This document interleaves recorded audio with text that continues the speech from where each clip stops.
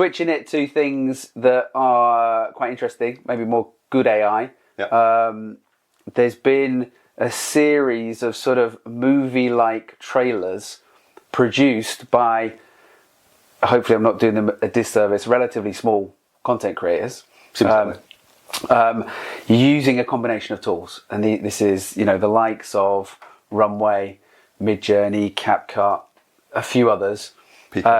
And what they've done is they've managed to sort of wrap a little process around these tools, to tool chain, which is what we talk to clients about in terms of using them effectively, to understand the strengths and weaknesses, and to produce some sort of 2 to 3 minute movie trailers, which, while they're not Hollywood, they're pretty fucking impressive, right? For somebody with 1,000 followers on Twitter who's just playing around with these tools and has taught themselves this, they're pretty impressive in terms of what's there, given where we're at and where this could get to. So, did you see any of those, and what were your thoughts? Yeah, I did see a couple.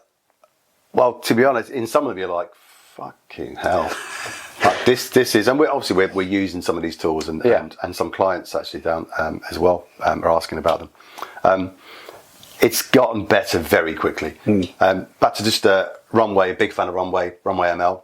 Back to their generation 1 back in like kind of beginning of the year, which was really, it looks like an animation that I'd done with a couple of bits of plasticine and a soft egg or something. And I've seen those, and they're bad. Pretty bad. Yeah. So it's Gen 2. I mean, not Hollywood, but the things we were doing in these ridiculously simple things in kind of March, April, they've gone. They're so good now. Yeah. I mean, where it's going to be in 3 to 6 months. And there's Picker Labs as well, have done some interesting stuff, and Runway. There's a few of them, all kind of text to video, as well as where things are going, of course, in terms of multimodal. So your GPTs and potentially Claudes and other models, not just having text to text output, a GPT, into maybe GPT-5 or 4.5, but that multimodal element that's coming in quite soon is going to help, I think, to accelerate that, text to video piece anyway. Yeah. And that will also accelerate the quality. Yeah. So, interesting question back to Hollywood and creativity and agencies and where that goes and what that means for video editors and creatives and artists. There's a big question there, right? Yeah, big question. And GPT-5, I think they log some patents or something that were picked up, and one of the big ones was obviously using voice within GPT-5. Absolutely, voice outputs. Done the multimodal. I don't think there's a release date yet. Don't know, but it's coming.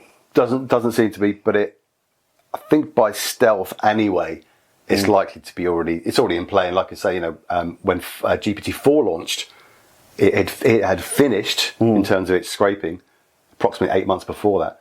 So you could assume on the same kind of trajectory that is already probably in play, just not released to the public yet. Yeah. The other interesting thing with this GPT and OpenAI is GPT bot. Have you seen that? No. So that is, it's really interesting, right? So that is the crawler. So 2 ways of looking at it. So that's GPT bot. It's almost like Google crawler for your website. But they've now come out and shown where the string sits and made it more public, which you could argue is we're being transparent about what we're crawling, and it isn't going to crawl your paywalls and so on and so forth. But the other side of the coin is, well, if I say no, which you can do, does that mean that I'm removed from it if search becomes more prevalent in GPT and so on? And actually, is it a bit like horse and cart? Thanks for all the free content you've given us over the last 5 years to train these models, and now we're making billions of dollars down the line. And from now on, we're not going to take anything unless you tell us. That's okay. So there's an interesting conversation that's blown up a lot online in the last week or two. Yeah.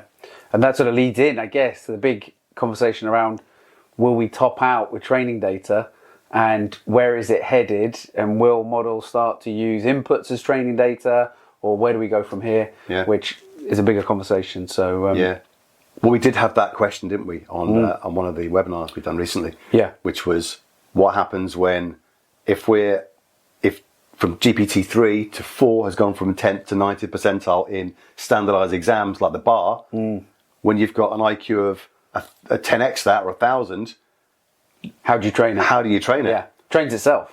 It trains itself. Which, is that moving into closer to singularity? Yeah. Is that where we're going? Well, if it can, it will. Right? It will. Well, we won't have an input into it. Yeah, we won't know. Which is a bigger question. We're already at the point where not everybody, even in the space, working closely with these models, knows how it's doing all the stuff it's doing. Yeah. So Yeah, I think that's true. you know, yeah, we're not too far from that. Okay,